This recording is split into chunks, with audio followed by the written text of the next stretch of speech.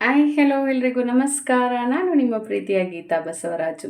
ಇವತ್ತಿನ ದಿನ ನಾನು ನಿಮ್ಮೆಲ್ಲರಿಗೂ ತಿಳಿಸೋದಕ್ಕೆ ಹೊರಟಿರ್ತಕ್ಕಂಥ ಒಂದು ಆರೋಗ್ಯಕರವಾದಂತಹ ಹಾಗೆ ದೇಹದಲ್ಲಿ ಕಬ್ಬಿಣಾಂಶವನ್ನು ಹೆಚ್ಚಿಸುವಂತಹ, ದೇಹಕ್ಕೆ ಶಕ್ತಿಯನ್ನು ನೀಡ್ತಕ್ಕಂತಹ ನುಗ್ಗೆ ಸೊಪ್ಪಿನ ಪಲ್ಯವನ್ನು ಹೇಗೆ ಮಾಡೋದು ಅಂತ ಈ ವಿಡಿಯೋದಲ್ಲಿ ತಿಳಿಸೋದಕ್ಕೆ ಇಷ್ಟಪಡ್ತಿದ್ದೀನಿ. ನಾವೆಲ್ಲರೂ ಅನ್ಕೋತೇವೆ ನುಗ್ಗೆ ಸೊಪ್ಪು ಅಂತಂದರೆ ಇದು ಕಸರೆ ಇರುತ್ತೆ, ತಿನ್ನೋದಕ್ಕೆ ಆಗುತ್ತಾ, ಹೇಗೆ ತಿನ್ನೋದು ಅಂತ. ಖಂಡಿತ ಇದು ಮಕ್ಕಳಿಗೂ ತುಂಬಾ ಇಷ್ಟ ಆಗುತ್ತೆ, ಹಾಗೆ ಆರೋಗ್ಯಕ್ಕೆ ತುಂಬಾ ಒಳ್ಳೆಯದು ಕೂಡ. ಸೊ ಬನ್ನಿ, ತಡ ಮಾಡೋದು ಬೇಡ, ನಾವು ಇವತ್ತು ತಿಳ್ಕೊಳ್ಳೋಣ ಹೇಗೆ ನುಗ್ಗೆ ಸೊಪ್ಪಿನ ಪಲ್ಯವನ್ನು ಮಾಡೋದು, ಇದಕ್ಕೆ ಏನೇನೆಲ್ಲ ಸಾಮಗ್ರಿಗಳು ಬೇಕಾಗುತ್ತೆ, ಹಾಗೆ ಎಷ್ಟು ಪ್ರಮಾಣದಲ್ಲಿ ಬೇಕಾಗುತ್ತೆ ಅಂತ. ಮೊದಲಿಗೆ ನಾನು ಒಂದು ದೊಡ್ಡ ಕಟ್ಟು ನುಗ್ಗೆ ಸೊಪ್ಪನ್ನು ತೊಗೊಂಡಿದ್ದೀನಿ. ಇದು ಫ್ರೆಶ್ ಆಗಿದೆ ಮತ್ತು ಎಳೆಯಾಗಿ ಕೂಡ ಇದೆ. ಇದನ್ನು ಬಿಡಿಸ್ಕೊಳ್ಳೋದು ಕೂಡ ತುಂಬಾ ಸುಲಭ. ನಾವೀಗ ಕರಿಬೇವು ಸೊಪ್ಪನ್ನು ಯಾವ ರೀತಿ ಬಿಡಿಸ್ಕೊಳ್ತೀವಿ ಆ ರೀತಿಯಲ್ಲಿ ಇದನ್ನು ಬಿಡಿಸ್ಕೊಂಡು ಒಂದು ಬಟ್ಲಲ್ಲಿ ಹಾಕ್ಕೊಳ್ಳಿ, ಕುಕ್ಕರ್ ಬಟ್ಲಿನಲ್ಲಿ. ಅದನ್ನು ಚೆನ್ನಾಗಿ ವಾಶ್ ಮಾಡಿ. ಇದು ಎಲೆಗಳು ತುಂಬಾ ಸಾಫ್ಟ್ ಇರುತ್ತೆ, ಸೊ ಕಟ್ ಮಾಡೋಷ್ಟೇನೂ ಇಲ್ಲ. ಈಗ ನಾನು ಒಂದು ಕಟ್ಟಿಗೆ ಒಂದು ಚಿಕ್ಕ ಕಾಫಿ ಗ್ಲಾಸ್ ಆಗೋಷ್ಟು ತೊಗರಿಬೇಳೆ, ಚಿಕ್ಕ ಕಾಫಿ ಗ್ಲಾಸ್ ಆಗೋಷ್ಟು ಅಲಸಂದಿಯನ್ನು ನೆನೆಸಿ ನೀರಲ್ಲಿ ಕುಕ್ಕರ್ನಲ್ಲಿ ಇಡ್ತಿದ್ದೀನಿ. ಅದ್ರ ಮೇಲೆ ಆ ಬಟ್ಲ ಮೇಲ್ಗಡೆ ನುಗ್ಗೆ ಸೊಪ್ಪನ್ನು ಇಟ್ಕೊಳ್ಳಿ. ನುಗ್ಗೆ ಸೊಪ್ಪಿನ ಜೊತೆ ಯಾವುದೇ ಬೇಳೆಗಳು ಹಾಕಿದ್ರೂ ಸಹ 1% ಕೂಡ ಬೇಯೋದಿಲ್ಲ.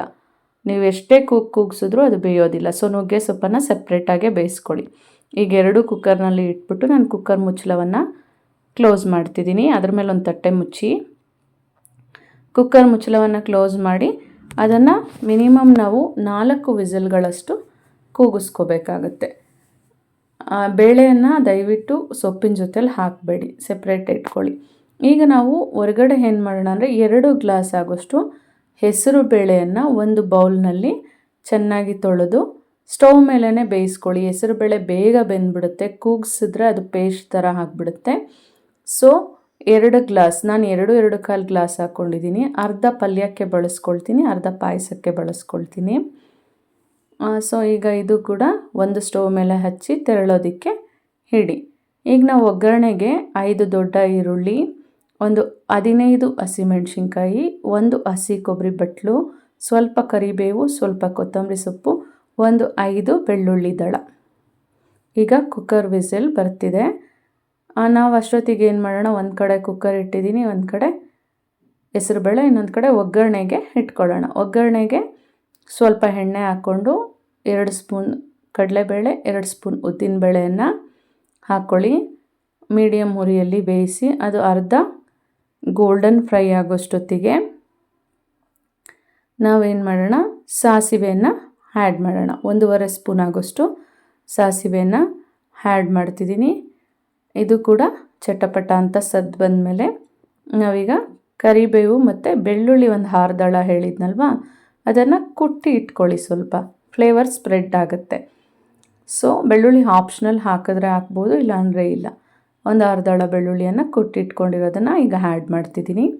ಈಗ ನಾವು 5 ಈರುಳ್ಳಿಗಳನ್ನು ಮೀಡಿಯಮ್ ಸೈಜ್ನಲ್ಲಿ ಕಟ್ ಮಾಡಿಟ್ಕೊಂಡಿದ್ದೀನಿ. ಈಗ 5 ಈರುಳ್ಳಿಗಳನ್ನು ಸಹ ಅದನ್ನು ಆ್ಯಡ್ ಮಾಡ್ತಿದ್ದೀನಿ. ಮೆಣಸಿನ್ಕಾಯನ್ನು ನಾನು ರೆಗ್ಯುಲರಾಗಿ ತುರಿಯತಕ್ಕಂಥ ಮಿಷಿನ್ನಲ್ಲಿ ತುರ್ಕೋತೀನಿ. ಈಗ ಮೆಣಸಿನ್ಕಾಯಿ ಕೂಡ ತುರಿದಿಟ್ಟಿದ್ದೀನಿ, ಅದನ್ನು ಚೆನ್ನಾಗಿ ತಿರುಗಿಸ್ಕೊಡಿ. ಈಗ ಇದು ಬೇಯ್ತಿರುತ್ತೆ. ಅಷ್ಟೊತ್ತಿಗೆ ನಾವು ನಮ್ಮದು ಬೇರೆ ಏನು ವರ್ಕ್ ಇರುತ್ತೆ ಅದನ್ನು ಮುಗಿಸ್ಕೋಬೋದು. ಒಗ್ಗರಣೆ ಬೇಯೋಷ್ಟೊತ್ತಿಗೆ ಹೆಸರುಬೇಳೆನೂ ಒಂದು ಕಡೆ ಬೇಯ್ತಿರುತ್ತೆ. ಸೊ ಕುಕ್ಕರ್ ಕೂಡ ಅದು ಹೇರ್ ಬಿಡಬೇಕಾಗುತ್ತೆ. ಅಷ್ಟೊತ್ತಿಗೆ ನಾನು ಕಾಯನ್ನು ತುರಿದು ಪ್ರಿಪೇರ್ ಮಾಡ್ಕೋತೀನಿ.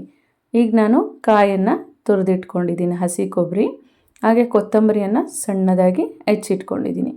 ಅಷ್ಟೊತ್ತಿಗೆ ಒಗ್ಗರಣೆ 3/4 ಭಾಗ ಬೆಂದಿರುತ್ತೆ.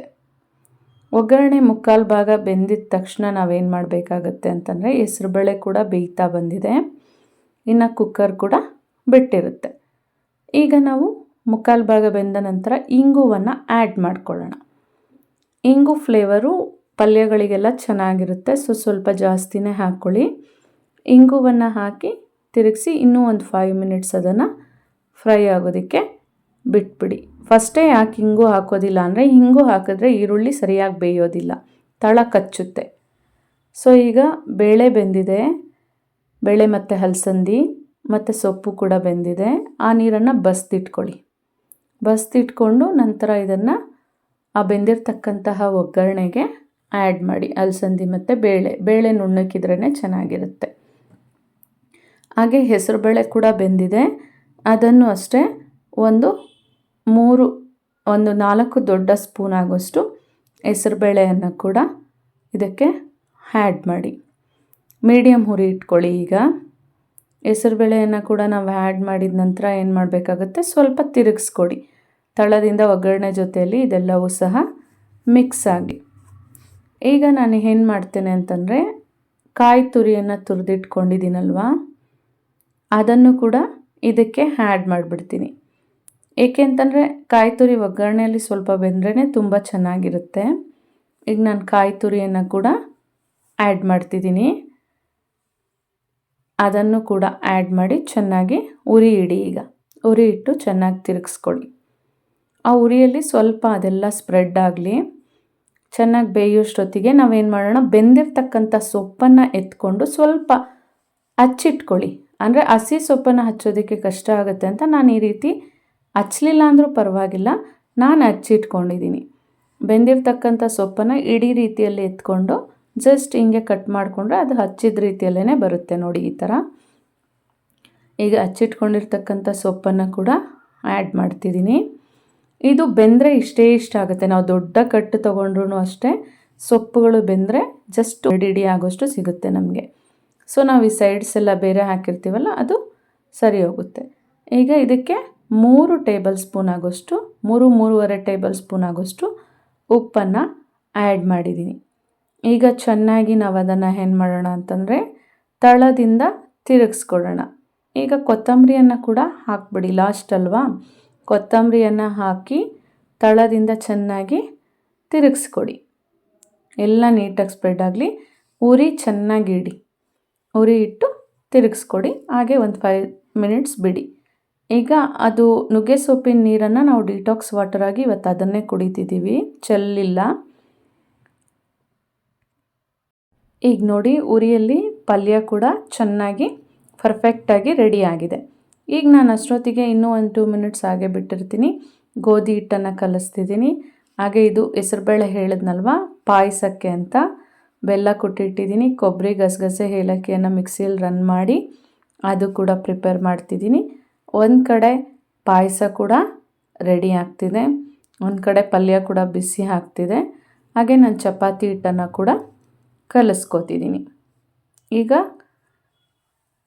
ಪಾಯಸನೂ ಕೂಡ ಸ್ವೀಟ್ ನೋಡಿ, ಮತ್ತು ಪಾಯಸಕ್ಕೆ ಆಗಲಿ ಯಾವುದೇ ಸ್ವೀಟ್ಸ್ಗೆ ಆಗಲಿ ನಾವೇನು ಮಾಡಬೇಕಾಗುತ್ತೆ ಅಂದರೆ ಸ್ವಲ್ಪ ಪ್ರಮಾಣದಲ್ಲಿ ಉಪ್ಪನ್ನು ಆ್ಯಡ್ ಮಾಡಬೇಕಾಗುತ್ತೆ.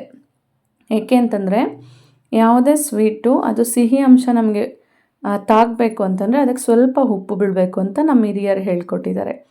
ಹಾಗೆ ಬೆಲ್ಲನೂ ಅಷ್ಟೇ, ಬೇಕಂದರೆ ಮುಂಚೆ ಜಾರಲ್ಲಿ ಸ್ವಲ್ಪ ರನ್ ಮಾಡ್ಕೊಂಡಿರ್ತೀನಿ, ಇದಕ್ಕೂ ಸ್ವಲ್ಪ ಬೇಕಂತಂದರೆ ಹಾಕ್ಕೋಬೋದು. ಈಗ ಪಾಯಸ ರೆಡಿಯಾಗಿದೆ, ಪಲ್ಯ ಕೂಡ ರೆಡಿಯಾಗಿದೆ. ನಾನಿವತ್ತು ಬಸ್ಸಾರು ಮಾಡಲಿಲ್ಲ, ಏಕೆ ಅಂತಂದರೆ ನಾಳೆ ಹಬ್ಬ ಇದೆ, ಖಾಲಿ ಆಗೋದಿಲ್ಲ ಅಂತ. ಸೊ ನಾನಿವತ್ತು ಚಿಕ್ಕದಾಗಿ ಹುಳಿ ಸಾಂಬಾರು ಕೂಡ ಮಾರ್ನಿಂಗ್ ಬ್ರೇಕ್ಫಾಸ್ಟ್ಗೆ ಅಂತ ರೆಡಿ ಮಾಡ್ಕೊಂಡಿದ್ದೀನಿ. ಈಗ ಪಾಯಸ, ಸಾಂಬಾರು, ಸೊಪ್ಪಿನ ಪಲ್ಯ 3 ರೆಡಿ ಇದೆ. ಚಪಾತಿ ಹಿಟ್ಟು ಕೂಡ ರೆಡಿ ಇದೆ. ಸೊ ಈಗ ನಾನು ಚಪಾತಿಯನ್ನು ಹಾಕಬೇಕು. ಚಪಾತಿಯನ್ನು ನಮ್ಮ ಮನೇಲಿ 2 ಥರ ಹಾಕ್ತೀವಿ. ಒಂದು ಆಯಿಲ್ ಹಾಕ್ಕೊಂಡು, ಇನ್ನೊಂದು ಪುಲ್ಕ ಟೈಪಲ್ಲಿ. ನನಗೆ ನನ್ನ ಮಗನಿಗೆ ಆಯಿಲ್ ಹಾಕಿ ಚಪಾತಿಯನ್ನು ಬೇಯಿಸ್ಕೊತೀವಿ. ನಮ್ಮ ಅವಾಗೆ ನಮ್ಮ ಮನೆಯವ್ರಿಗೆ ಪುಲ್ಕ ಟೈಪಲ್ಲಿ ಕೆಂಡದ ಮೇಲೆ, ಅಂದರೆ ಆ ಸ್ಟವ್ ಮೇಲೇ ಫ್ರೈ ಮಾಡ್ತೀವಿ.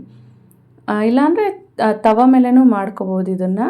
ನೋಡಿ, ಇದು ಪುಲ್ಕ ಟೈಪಲ್ಲಿ ಚೆನ್ನಾಗಿ ಉಬ್ಬುತ್ತೆ ಅಂತ ಯಾವಾಗಲಾದ್ರೂ ರೇರ್ಲಿ ಈ ಥರ ಕೂಡ ಮಾಡಿಕೊಡ್ತೀನಿ. ಸೊ ಈಗ ಇದು ಪುಲ್ಕನೂ ರೆಡಿಯಾಗಿದೆ, ಎಣ್ಣೆ ಹಾಕಿರ್ತಕ್ಕಂಥ ಚಪಾತಿಗಳು ಕೂಡ ರೆಡಿ ಇದೆ. ಟೋಟಲಿ ಇವತ್ತಿನ ಬ್ರೇಕ್ಫಾಸ್ಟ್ಗೆ ಹೆಲ್ದಿಯಾಗಿರ್ತಕ್ಕಂಥ ನುಗ್ಗೆ ಸೊಪ್ಪಿನ ಪಲ್ಯ, ಹೆಸರುಬೇಳೆ ಪಾಯಸ, ತರಕಾರಿ ಸಾಂಬಾರು ಜೊತೆಯಲ್ಲಿ ಚಪಾತಿ, ಎಲ್ಲನೂ ಸೂಪರ್ ಕಾಂಬಿನೇಷನಲ್ಲಿ ರೆಡಿ ಇದೆ. ನೀವು ಕೂಡ ಖಂಡಿತ ಇದನ್ನು ಟ್ರೈ ಮಾಡಿ ಅಂತ ಹೇಳೋದಿಲ್ಲ, ಮಾಡಿ ಆರೋಗ್ಯ ಪಡ್ಕೊಳ್ಳಿ. Thank you. ಸೊ ನೋಡಿದ್ರಲ್ಲ ಸ್ನೇಹಿತರೆ, ಹೇಗೆ ನುಗ್ಗೆ ಸೊಪ್ಪಿನ ಪಲ್ಯವನ್ನು ಮಾಡೋದು ಅಂತ. ಇದು ಚಪಾತಿ ಜೊತೆಯಲ್ಲೂ ಚೆನ್ನಾಗಿರುತ್ತೆ. ಹಾಗೆ ಇದರಲ್ಲಿ ಬಸ್ಸಾರು ಅಂದರೆ ನುಗ್ಗೆ ಸೊಪ್ಪಿನ ಪಲ್ಯ, ಬಸ್ಸಾರು, ಮುದ್ದೆ, ಅನ್ನ ಕೂಡ ತುಂಬಾ ಚೆನ್ನಾಗಿರುತ್ತೆ. ಆರೋಗ್ಯಕ್ಕಂತೂ ಹೇಳಿ ಮಾಡಿಸಿದಷ್ಟೇ ಉತ್ತಮ. ಡಾಕ್ಟರ್ಸ್ ಕೂಡ ಇದನ್ನು ತುಂಬ ಸಜೆಸ್ಟ್ ಮಾಡ್ತಿರ್ತಾರೆ. ಸೊ ಎಲ್ಲರೂ ಇದನ್ನು ಖಂಡಿತ ಮಾಡಿ ಅಂತ ಹೇಳ್ತೀನಿ. ಟ್ರೈ ಮಾಡಿ ಅಂತ ಹೇಳೋದಿಲ್ಲ. ಖಂಡಿತ ಮಾಡಿ ಆರೋಗ್ಯವನ್ನು ಪಡ್ಕೊಳ್ಳಿ. Thank you. Take care. Bye.